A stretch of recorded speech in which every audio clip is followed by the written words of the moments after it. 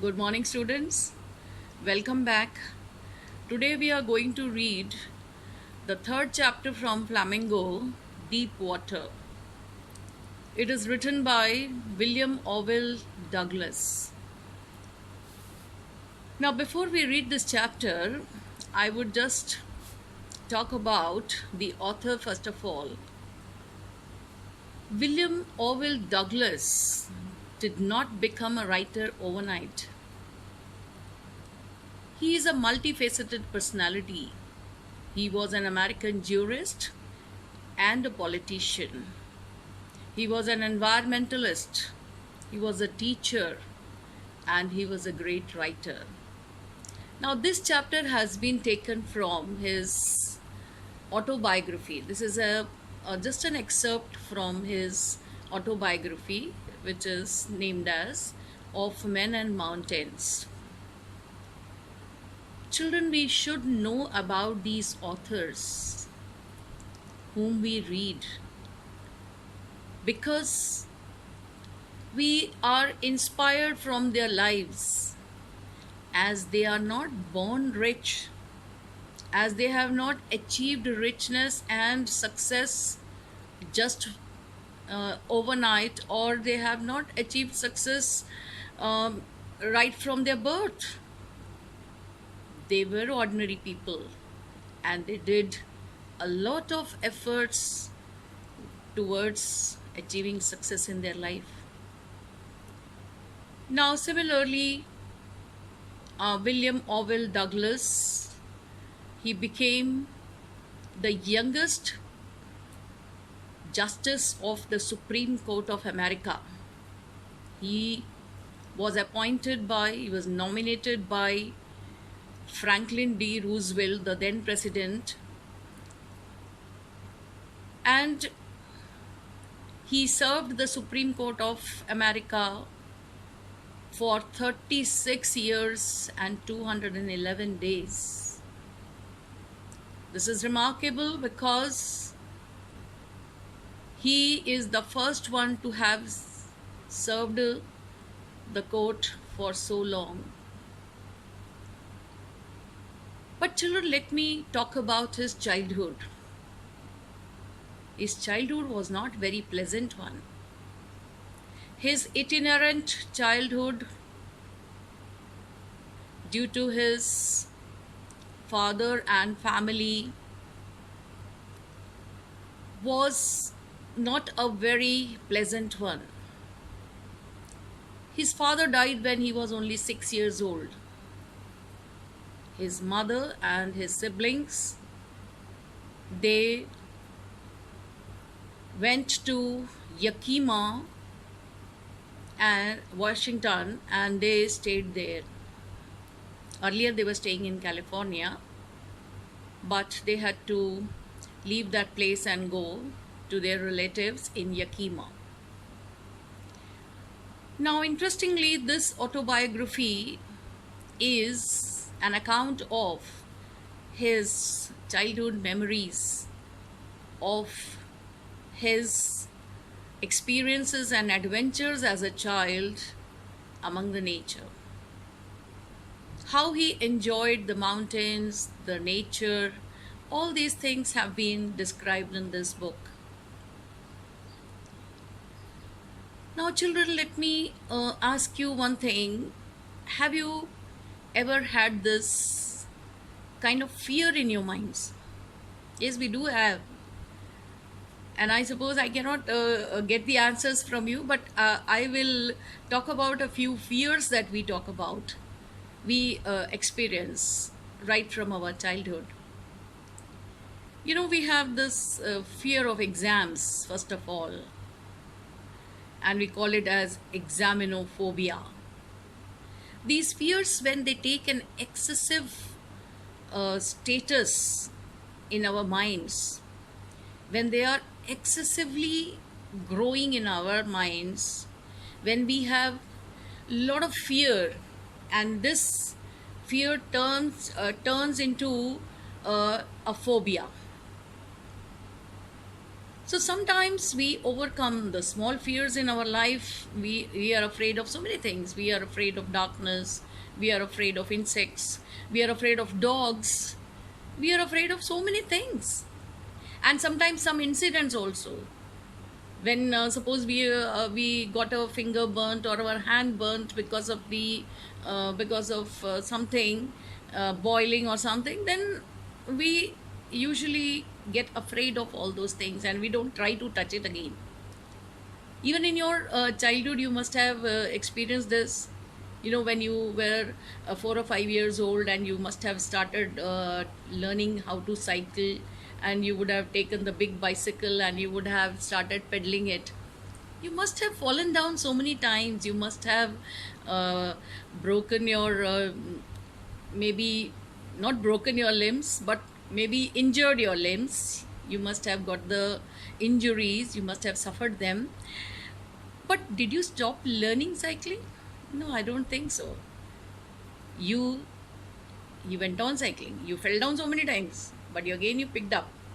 Even it happens with scooty, and nowadays it is modern times. So I don't know how many of you pick up cycling as the first ride that you can have, the thing that you can learn. But I think you start with scooty and bikes and all that. You sometimes have a very bad experience also, but do you stop doing it? No, we don't do that. We are afraid of it, but that is just a fear for some period of time. But when this becomes an excessive fear beyond a limit, then it becomes a phobia in our mind. Now you must have heard about various types of phobias. You can also go through the net and find out what kinds of phobias are there. There are so many people who suffer from different kinds of phobias. Now there are many types of phobias. Now, why am I talking about phobia is because this chapter deals with a kind of phobia that the author had. As I told you, this is an autobiography of the author. In this chapter, he has described how he suffered the fear of water. Now, what is this fear of water called as? Hydrophobia. Now, this fear he had in his mind when he was just a child, 3 or 4 years old. And this developed in his mind, but he did not let it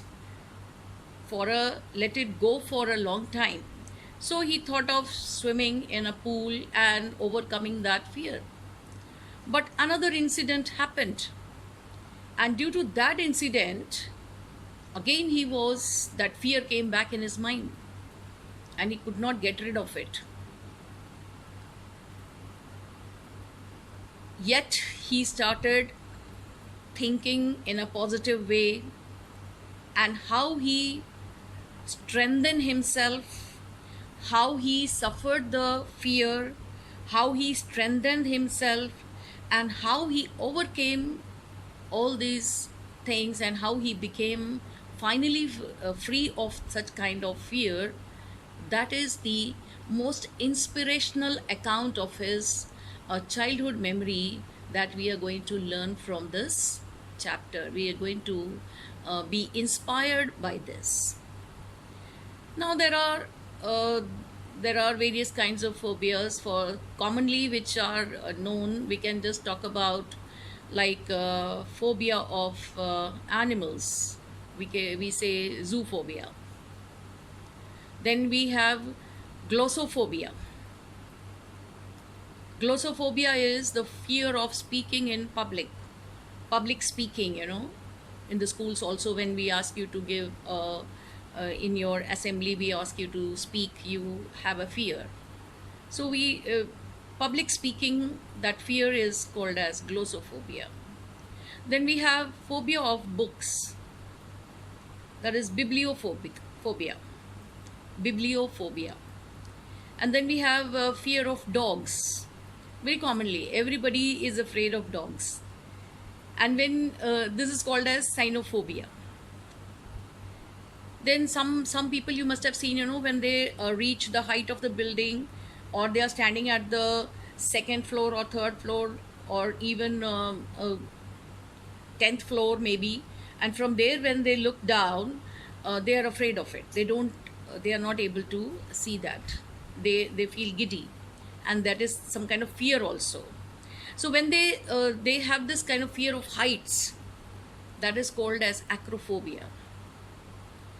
Then there is, you must have talked to some people, they say that we know we cannot go in a aeroplane. They cannot travel by an aeroplane because they have this fear of flying. That is aviophobia. So in this way we have so many phobias, but that should not anyhow restrict our success, restrict our development. Our mental development is stopped when we allow these phobias to overcome us. So, children, when you read this story, you will really find that how inspirational they are. Now, before I continue with the reading, I would just like to suggest that when we read literature, what is the point in reading literature? Be it English language or Hindi language. Any language, we read the literature in order to develop our language, our communication skills, our reading and writing skills are developed when we study literature. So, learning English literature or studying the books just for the sake of examination is not the right approach. You need to learn and read and enjoy the writings of these great authors. These great authors inspire us. Their stories encourage us to be successful in life. As I told you, they also go through all the perils, all the difficulties of life, and one fine day they become a great writer or a great politician or a great novelist. So, children, when you are at this age, you have the potential to secure your future. You have the potential to make a bright future. How? Step by step. This is by reading and reading and more reading. When you read the text yourself, you really understand what is the depth of the emotions, the depth of the thought, and the feelings of the author or the poet for that matter. Now, recently, last week, you studied Keeping Quiet. The poem, it was taught by Shalabh sir. In that poem also, you must have seen that the poet Pablo Neruda wants you to be concerned towards the environment. Be concerned about the disasters that we cause to humankind. Now, in this time of corona crisis, also, our mind should keep thinking about all the things that can be done to keep ourselves safe, to navigate ourselves out of this crisis, how to make everyone in the society happy and rid of all this infection. Now you can see how many scientists and doctors, they are giving their time in finding out the vaccine. They are doing a lot of research work. When you study about them, when you come to know about them, you really feel that these people are really working for the humankind. They want to uh, get us all rid of such kind of infection or dangers. Now there comes a question mark. What are we doing? We as a student, what are we doing? So just try to think. I want you to be in a thinking process. How can you help the society? What is your potential? How do you do it? Now see, children, when you study physics, for example, now physics, chemistry, bio, maths, everything is not separate from English. All these are you can understand in relativity. I hope you have studied the theory of relativity. Now this theory of relativity of Albert Einstein is something that he has propounded from what he had experienced. So how to relate English with physics? Interestingly, I found that if you keep your body at rest, it will enjoy rest. If you put your body into action, into motion, then it will get used to that. Now you have studied the law of motion. Any body remains in rest until there is an external force to shake it out of its position.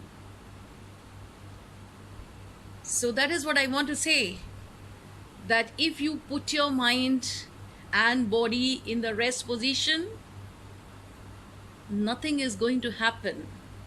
Nothing very developing can come out of it.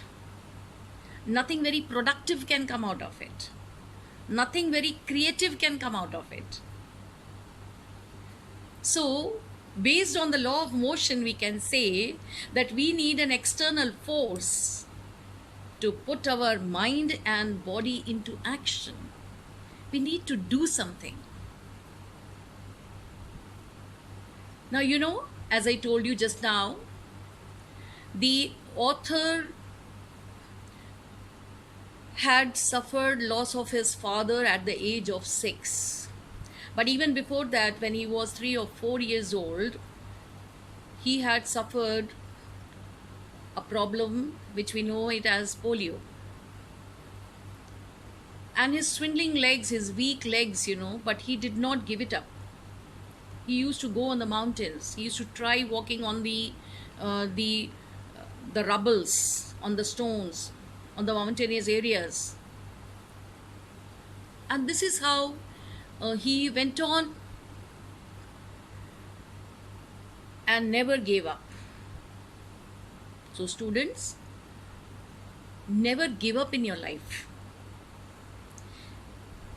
The author, when he grew up, he had done all the odd jobs to earn some money. He had a passion to become a great lawyer and a judge. Finally, he became the Justice of the Supreme Court of America. As I told you in the beginning, he picked up small jobs like, first of all, just like even he was going to the school at the time, he was attending a school, but he used to do the work of a janitor or working in the orchards. He used to go to the cherry orchards, pick up cherries for the orchard owner. And later on, he also picked up the job of a teacher And then when he finished his schooling, he took up a job of a teacher and somehow earned money to get admission in Columbia Law University. And from there, he became a law graduate. And this is how gradually his life graph started rising towards success. So let us also read the chapter and see what was his experience as a child. How did he suffer this kind of fear of water? Thank you. So students, you can see that we are going to talk about the author William Orville Douglas. William Orville Douglas was born in 1898 and he was born in Maine, Minnesota in USA. Now, he had graduated from Columbia Law School.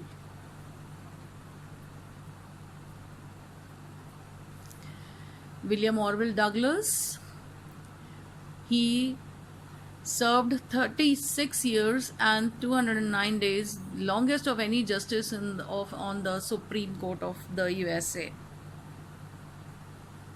The president nominated him to the Supreme Court of USA. Franklin D. Roosevelt was the then president. What did Franklin D. Roosevelt believe? He said, the only thing we have to fear is fear itself. This experience taught him that death is being at peace and that the fear of death is terrorizing. As Roosevelt knew when he said, all we have to fear is fear itself. That is, we should overcome the fear. We should be afraid of the fear that it should not grip our minds and hearts. His desire to live life grew intensely as he had overcome his fear. So he was, the President Franklin Roosevelt was a great inspiration for William Douglas. Now we begin with the chapter. See how plain and in simple words the author has started his autobiography. You can see the map there in the picture. That is the picture showing the Yakima River which flowed through the Yakima city where the author lived. It happened when I was 10 or 11 years old. I had decided to learn to swim. There was a pool at the YMCA in Yakima that offered exactly the opportunity. The Yakima River was treacherous. So he is starting from his effort to go to the pool, and instead of going to the river, the author has said that he started his training in swimming. He wanted to learn swimming, and so he went to YMCA in Yakima City, and because the Yakima River was treacherous. Yakima River was treacherous means you can see dangerous. YMCA is, the full form is given there, Young Men's Christian Association. So it was like a club, swimming club where the young men used to come and learn swimming.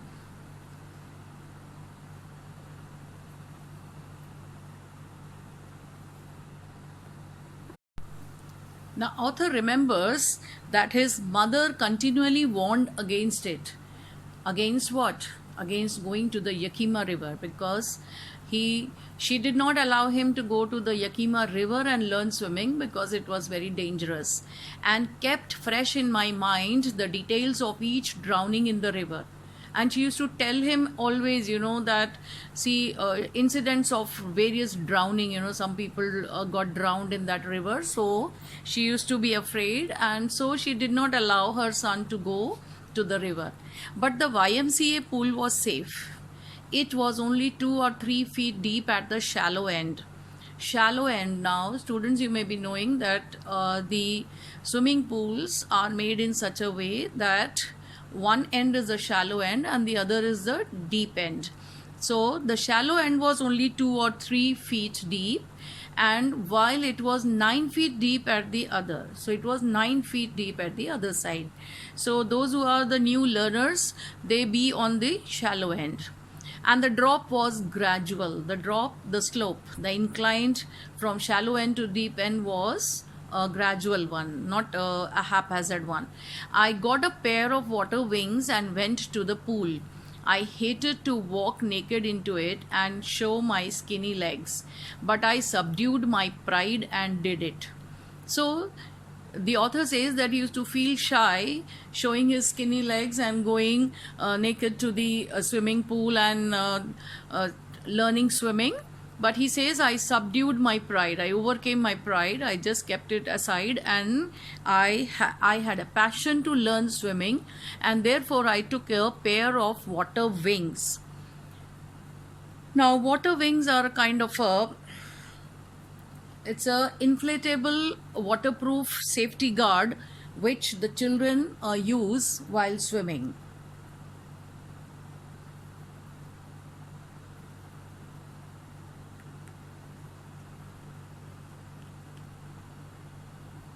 Now you can see the meanings are given there.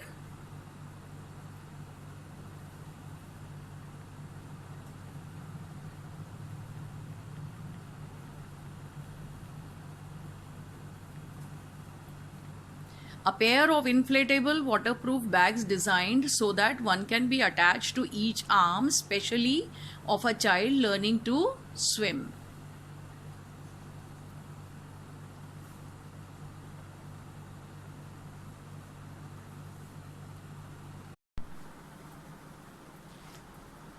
So from the beginning, however, I had an aversion to the water when I was in it. Aversion means dislike, a kind of repulsion. This started when I was 3 or 4 years old and father took me to the beach in California.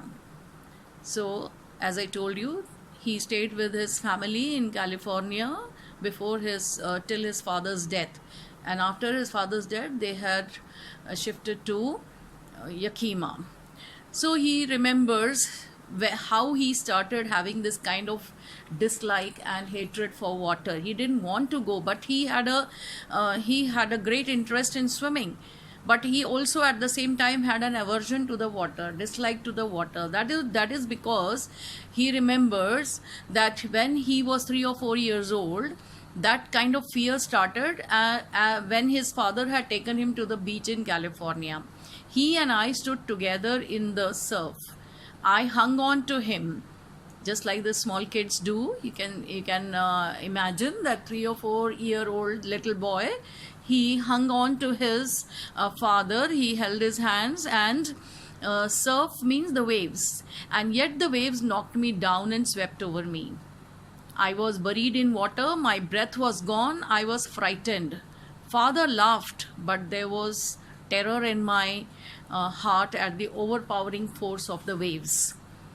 Father laughed because he knew that it was not very dangerous. The waves come and go. This is what happens when you go to the beach and when you enjoy the waves.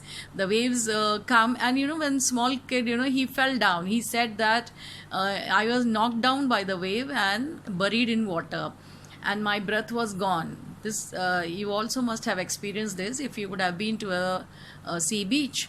Now he says, I was frightened, but my father laughed, and there was terror in my heart at the overpowering force of the waves.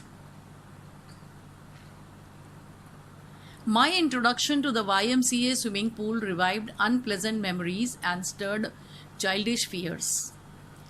So when he went to YMCA pool to learn swimming, it was not very pleasant for him, because it revived the unpleasant memories of his childhood, and he remembered that fear again and again. It stirred his childish fears. As soon as he looked at the pool's water, he felt that kind of fear in his mind.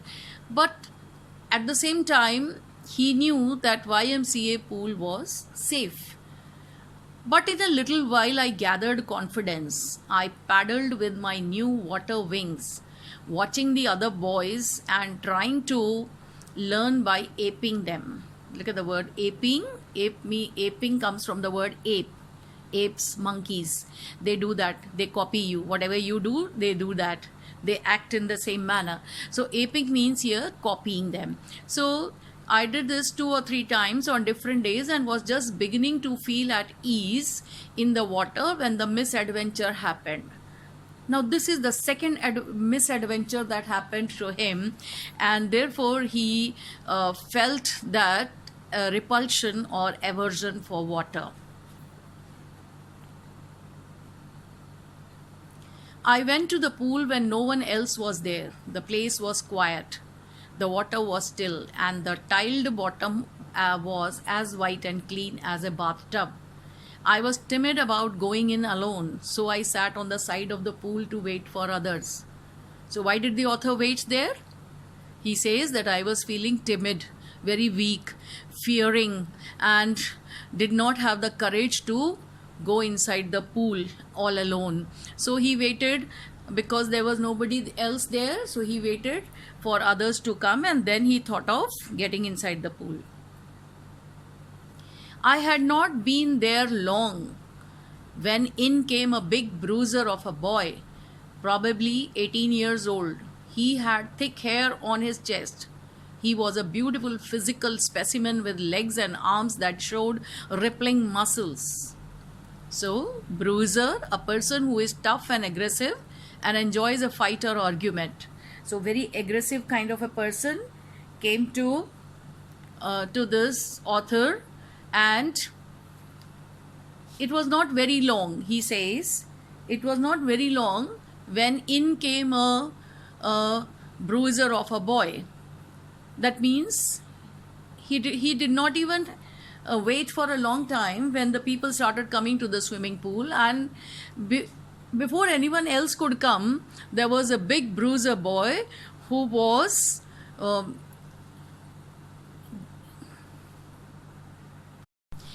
18 years old, and he had a big muscular body.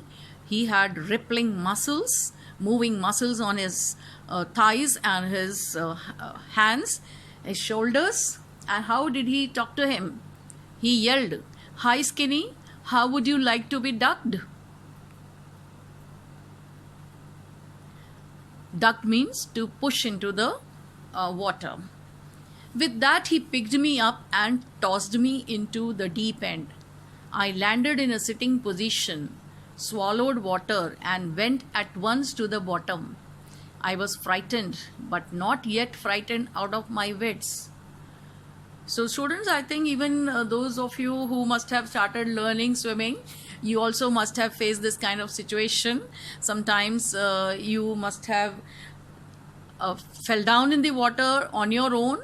Maybe nobody else pushed you there. Here, this bruiser boy had pushed him into the swimming pool, and he was not ready for it. And he says, but the author says, I was frightened, but not yet frightened out of my wits. Out of my wits means my intelligence. My brain started working at that time. My intelligence started working. And what did he decide? On the way down, I planned. See, he's planning. When he fell down in the water, he was not out of his wits. He did not lose his he did not lose his intelligence. He was thinking. He was planning what to do. When my feet hit the bottom, I would make a big jump, come to the surface, lie flat on it, and paddle to the edge of the pool. So this is what he planned. It was a long way down. Those 9 feet were more like 90. So towards the deeper end, he had pushed him, and the author was so frightened. Yet he thought that when he reaches the bottom of the pool, he would give a kick and push with his legs and come on the surface of the water. But at that time, what happened? Those 9 feet were more like 90 feet, and before I touched the bottom, my lungs were ready to burst. My lungs were ready to burst. That is, the water was getting inside. He had swallowed water, and his lungs were also not able to get the oxygen, or he was not able to control his breath. But when my feet hit bottom, I summoned all my strength and made what I thought was a great spring upwards. Still, he says that he gathered all his courage and strength of his body and made what I thought was a great spring upwards. What I thought. See, the author says that he thought that he has given a great spring upwards. He has pushed his whole body upwards with a great force. But it was only his thought. I imagined I would bob to the surface like a cork. It was only his imagination that he had used all his force to come up to the surface like a cork. You know, cork, it floats on the water. So he thought that he had given a good push from the bottom, and he would be able to reach the surface and be free of this kind of situation.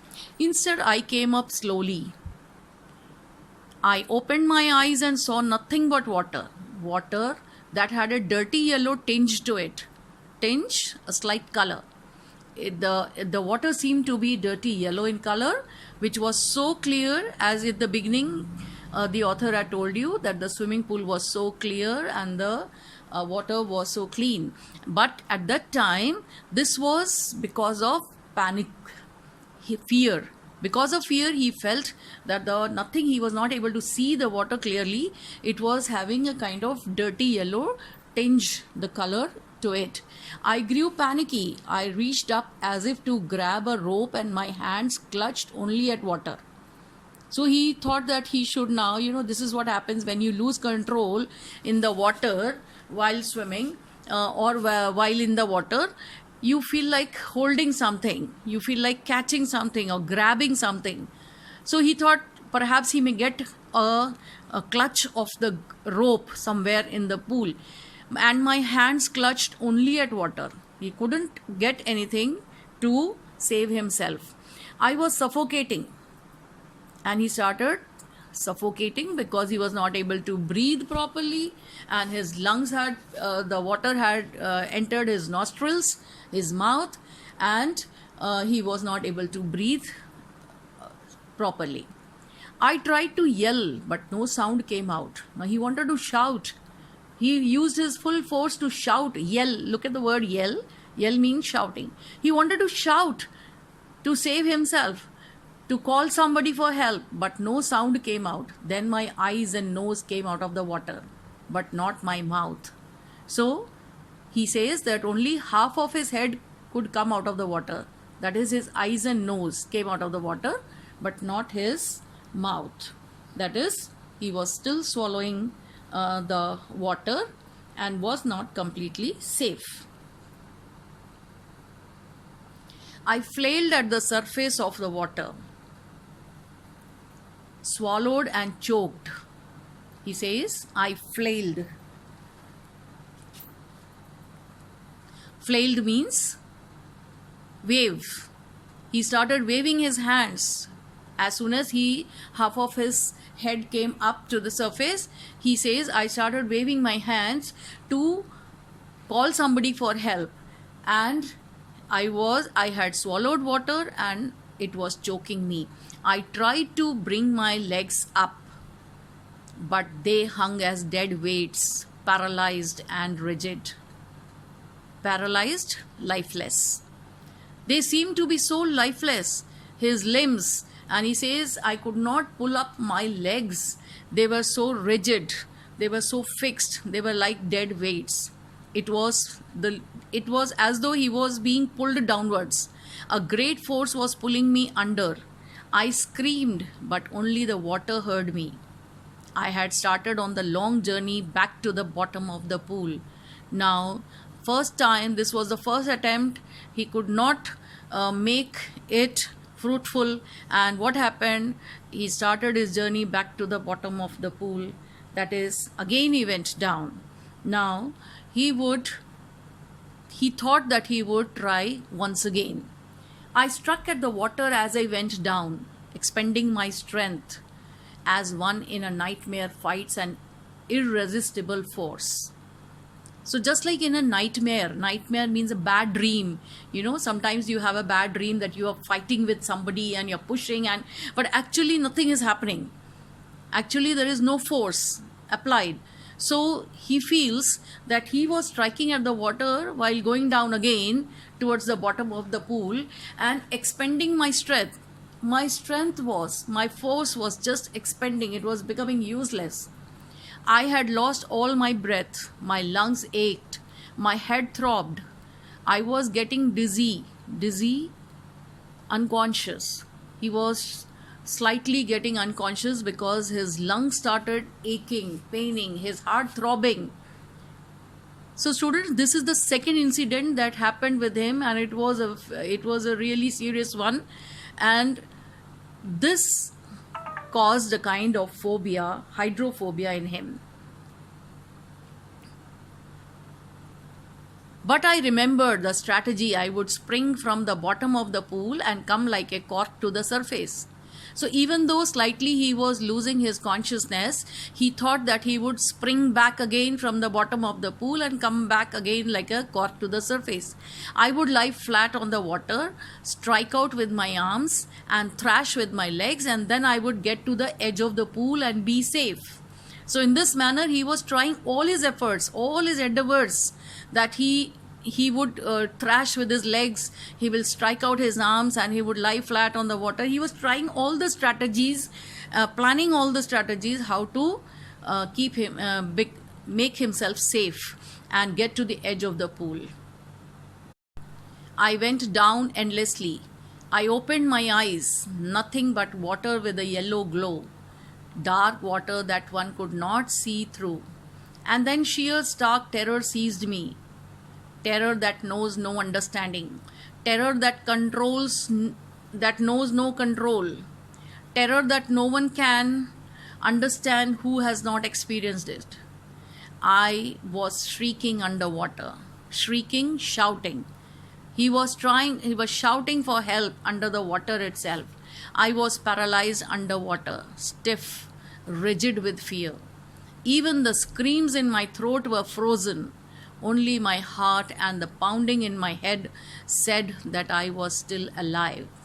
So gradually, the author's all efforts were becoming futile, and he felt that he was going down and down endlessly, and he could see nothing except the yellowish color water there all around, and a terror, a fear seized him.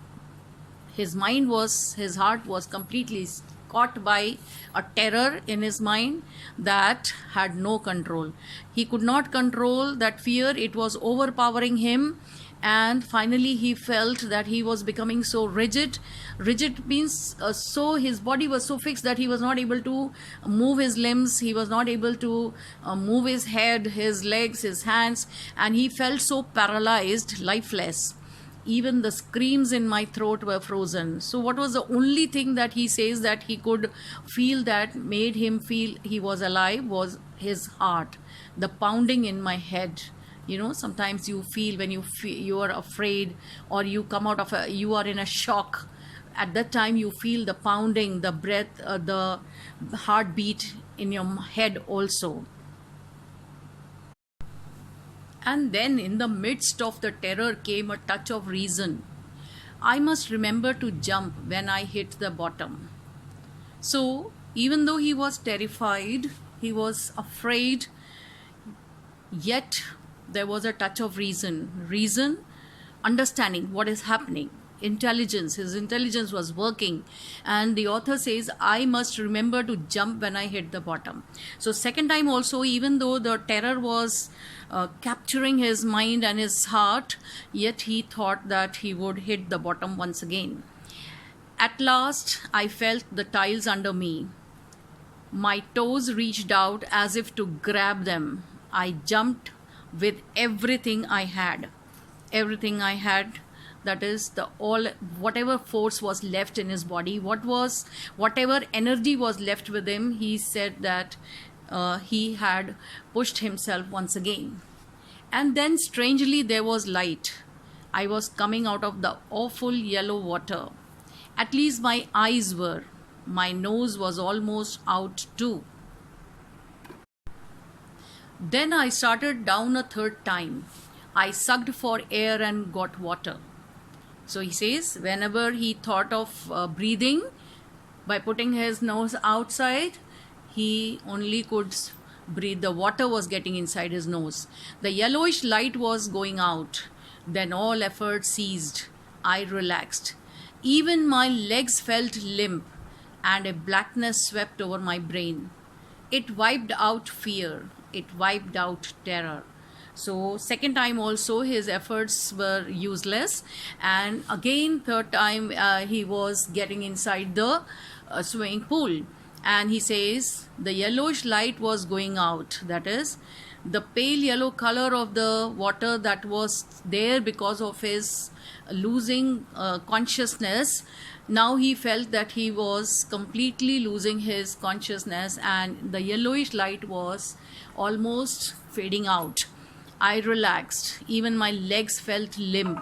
Now he had no energy left to push himself up in the water, and a blackness swept over my brain, and it was completely becoming dark, and he felt that he couldn't see anything further. It wiped out fear. It wiped out terror. There was no more panic.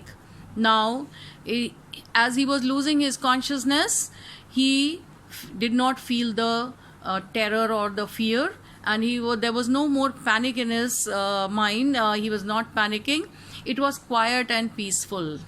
So at that time the author felt that it was so peaceful, nothing to be afraid of. This is nice. To be drowsy, to go to sleep, no need to jump, too tired to jump. Too tired to jump is a negative sentence. Too tired, that means so tired that he did not feel like jumping back again, and there was no need to make any efforts, and he felt so drowsy, sleepy, because he was going towards unconscious state. It's nice to be carried gently, to float along in space. Tender arm around me, tender arms around me, tender arms like my mother's. Now I must go to sleep.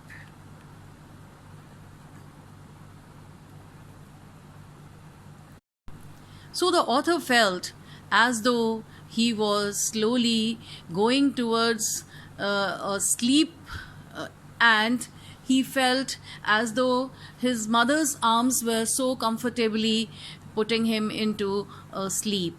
This is because he was becoming unconscious. The next I remember, I was lying on my stomach beside the pool, vomiting. So after that, the author says that he does not remember what happened, and he became unconscious. He tried thrice, but he could not come up, and he could not save himself.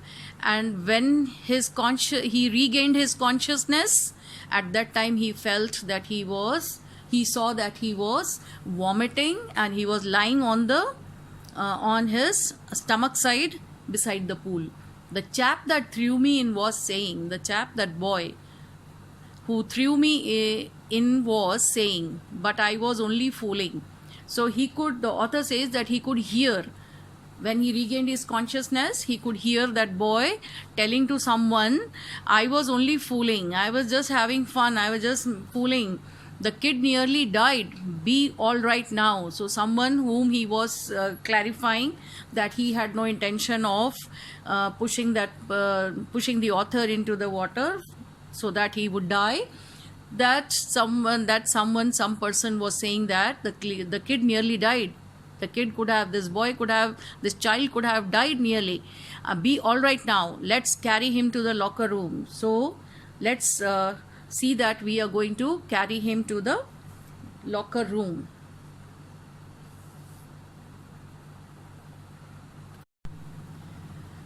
Several hours later, I walked home. I was weak and trembling. I shook and cried when I lay on my bed. I couldn't eat that night. For days, a haunting fear was in my heart. The slightest exertion upset me, making me wobbly in the knees and sick to my stomach.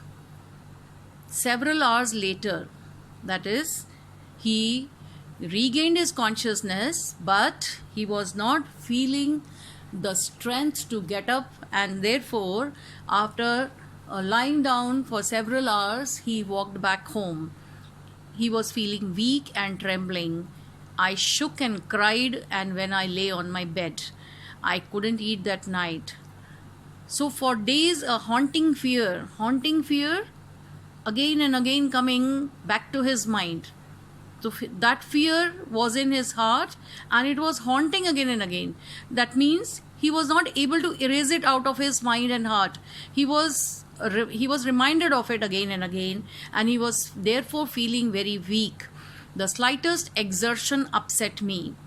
So he was feeling so weak that any kind of exertion would irritate him or make him upset.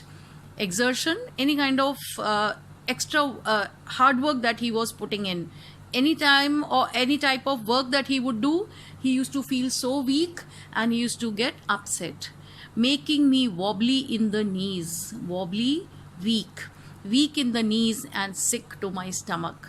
So he was so frightened that he felt so weak in himself that he could not go on because of that fear. Now, students, do you remember this word wobbly? I had taught you the chapter Lost Spring, and in Lost Spring, this wobbly word was used for the doors of the houses of at Ferozabad. Mukesh, the house, the doors in Mukesh's house were wobbly. If you remember, just go back to the chapter and you can read it again. So now we will continue the story. Now these are the two incidents that the author remembers in his autobiography, in this particular extract, that these two incidents made him afraid of water. He had a fear of water, what you can call it as hydrophobia. So read the chapter further and try to find out how he overcame that, how he made efforts to make sure that he gets rid of this kind of fear.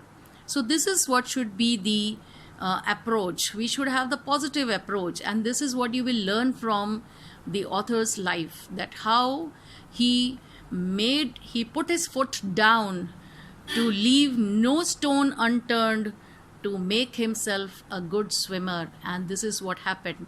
Finally, he was a successful person. He got rid of his fear and he became successful in that. So students, will continue in the next class, and therefore by the meanwhile you please read the other half of the chapter. Thank you.